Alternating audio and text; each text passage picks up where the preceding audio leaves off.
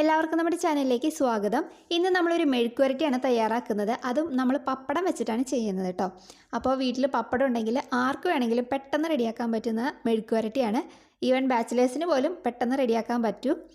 അപ്പോൾ ആരെങ്കിലും നമ്മുടെ ചാനലിലേക്ക് ആദ്യമായിട്ട് വന്നിട്ടുണ്ടെങ്കിൽ ഒന്ന് ചാനൽ സബ്സ്ക്രൈബ് ചെയ്യാൻ മറക്കല്ലേ. അപ്പോൾ നമുക്ക് പപ്പടം മെഴുക്കുവരട്ടി തയ്യാറാക്കാൻ വേണ്ടിയിട്ട് ഞാനിവിടെ പപ്പടം എടുത്തിട്ടുണ്ട്. ഇതിപ്പോൾ ഒരു പാക്കറ്റ് പപ്പടമാണ് ഞാൻ എടുത്തിരിക്കുന്നത്. അത് നീളത്തിന് മുറിച്ചെടുത്തിട്ടുണ്ട്. നിങ്ങൾക്ക് ചെറിയ കഷ്ണങ്ങളാക്കി മുറിക്കണമെങ്കിൽ അങ്ങനെ മുറിച്ചെടുക്കാം. അപ്പോൾ അതൊക്കെ നിങ്ങളുടെ സൗകര്യം പോലെ ചെയ്യാം. ഇനി ഇതിലേക്ക് വേണ്ടത് ഒരു 10-20 ചെറിയുള്ളി ഞാൻ എടുത്ത് വെച്ചിട്ടുണ്ട്. പിന്നെ കുറച്ച് കറിവേപ്പില. ഈ ഉള്ളി നമുക്കൊന്ന് ചതച്ചെടുക്കാം. നിങ്ങൾക്ക് മിക്സിയിൽ വേണമെങ്കിൽ ഒന്ന് ക്രഷ് ചെയ്തെടുത്താലും മതി. ഞാനിപ്പോൾ ഉള്ളി ചതയ്ക്കുന്ന അത് വെച്ചിട്ടൊന്ന് ചതച്ചെടുക്കുകയാണ്. അപ്പോൾ അതാ ഞാനിവിടെ ഉള്ളി ഒന്ന് ചതച്ചെടുത്ത് കൊണ്ടുവന്നിട്ടുണ്ട്. ഇനിയിപ്പോൾ നമുക്ക് ഈ പപ്പടം ഒന്ന് വറുത്തെടുക്കാം. അതിന് വേണ്ടിയിട്ട് സ്റ്റവ് ഓണാക്കി ഞാനൊരു ചട്ടി വെച്ച് കൊടുത്തിട്ടുണ്ട്. അതൊന്ന് ചൂടായി വരുമ്പോഴത്തേക്ക് അതിലേക്ക് കുറച്ച് വെളിച്ചെണ്ണ ഒഴിച്ച് കൊടുത്തിട്ടുണ്ട്. ഇനിയിപ്പോൾ നമുക്ക് പപ്പടം കുറേശ്ശെ ഇട്ടിട്ടൊന്ന് വറുത്തെടുക്കാം.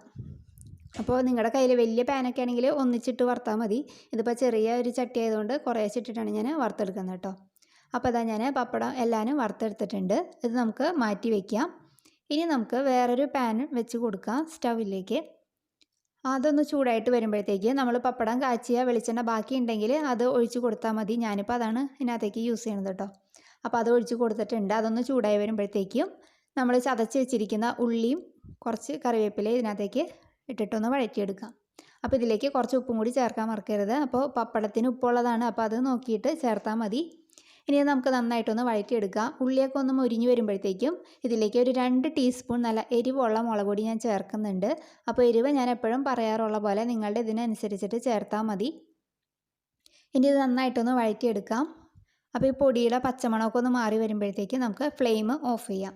എന്നതിന് ശേഷം നമ്മൾ വറുത്ത് മാറ്റി വെച്ചിരിക്കുന്ന നമ്മുടെ പപ്പടത്തിൻ്റെ കഷ്ണങ്ങൾ ഇതിലേക്ക് ചേർത്ത് കൊടുക്കാം. ഇനി ഇത് നന്നായിട്ടൊന്ന് മിക്സ് ചെയ്തെടുക്കുക. ആ ഉള്ളിയും മുളകും എല്ലാനും പപ്പടത്തിലേക്ക് നന്നായിട്ട് കോട്ടായിട്ട് വരുന്ന രീതിയിലൊന്ന് മിക്സ് ചെയ്തെടുക്കുക.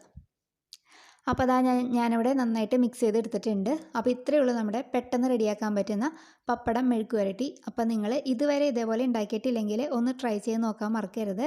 ചോറിന് നല്ല അടിപൊളി കോമ്പിനേഷനാണ്. വേറെ ഒരു കറി ഇല്ലെങ്കിൽ നമുക്ക് ഇത് മാത്രം കൂട്ടിയിട്ട് ചോറുണ്ണാം.